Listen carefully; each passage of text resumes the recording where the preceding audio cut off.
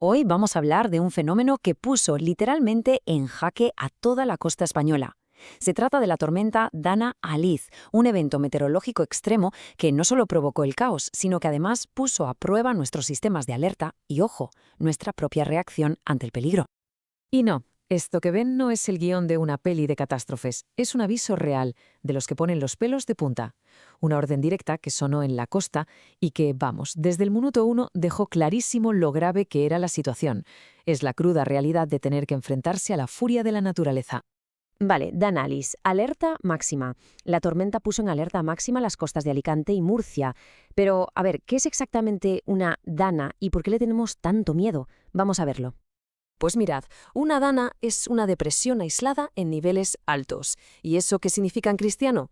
Pues en esencia es como una bolsa de aire muy frío que se queda atrapada en las capas altas de la atmósfera. Cuando esa bolsa choca con el aire cálido y húmedo que tenemos en el Mediterráneo, ¡boom!, se convierte en una auténtica fábrica de tormentas. Y claro, las consecuencias pueden ser impredecibles. En este caso, desde luego, fueron inmediatas y muy, muy bestias. Y el primer impacto se lo llevó de lleno la región de Murcia. Fue la primera en sentir la fuerza de Alice, y lo hizo con una intensidad, bueno, brutal. Para que nos hagamos una idea de lo que estamos hablando, en algunos sitios se recogieron más de 160 litros por metro cuadrado. 160 litros. Es una cantidad de agua descomunal de verdad capaz de cambiar por completo el paisaje en solo unas horas. Pero claro, ¿cómo se traduce esto en el mundo real, en emergencias de verdad? Pues esta cifra lo dice todo. 189 incidentes atendidos por el 112. Y lo curioso no es solo el número, sino la variedad de situaciones. Hablamos desde tener que achicar agua en sótanos y garajes hasta retirar árboles que se habían caído. La tormenta estaba golpeando por todas partes, a todos los niveles, sin distinción. Y este número ya no son cosas, son personas. 67 personas que tuvieron que ser evacuadas de zonas especialmente vulnerables, como por ejemplo campings, que estaban en zonas inundables. Imaginaos, vidas interrumpidas de repente por la crecida del agua. Y esto que vemos aquí es un resumen del caos sobre el terreno. Porque no hablamos solo de que llovía mucho, ¿no? Hablamos de un colapso total de la vida normal. Carreteras cortadas, gasolineras bajo el agua, campings evacuados. Incluso las ramblas, esos cauces que normalmente están secos, se convirtieron de repente en ríos furiosos. La vida cotidiana se paró en seco, hasta el punto de que sitios como los astilleros de Navantia tuvieron que mandar a todos sus trabajadores para casa.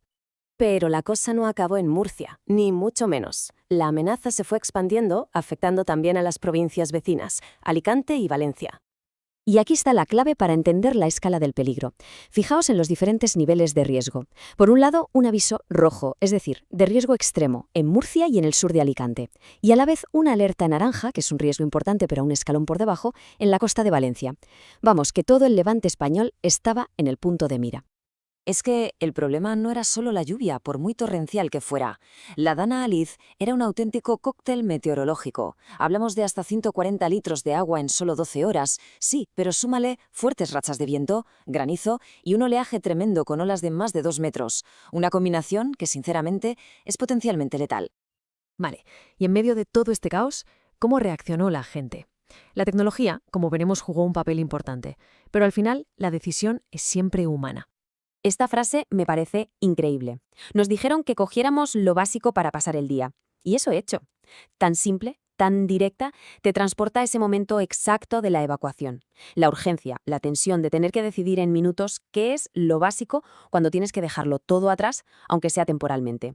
Esto humaniza por completo las cifras, le pone cara a la estadística. Y este es el sistema que está detrás de ese pitido tan característico que cada vez nos suena más en el móvil, el ES Alert.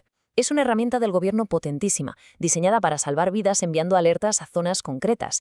Pero claro, su eficacia final depende de una cosa, de cómo reaccionemos. Y con esto llegamos al meollo de la cuestión. Porque vale, recibimos la alerta, vemos las noticias, pero ¿de verdad hacemos caso? ¿Actuamos como deberíamos?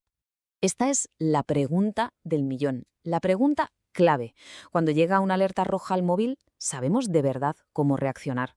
Porque, a ver, tener la información es solo el primer paso. Entenderla bien y, sobre todo, actuar correctamente es lo que de verdad puede marcar la diferencia entre que todo se quede en un susto o que acabe en una tragedia. Y esta tabla es, súper reveladora, porque muestra perfectamente las dos caras de la moneda.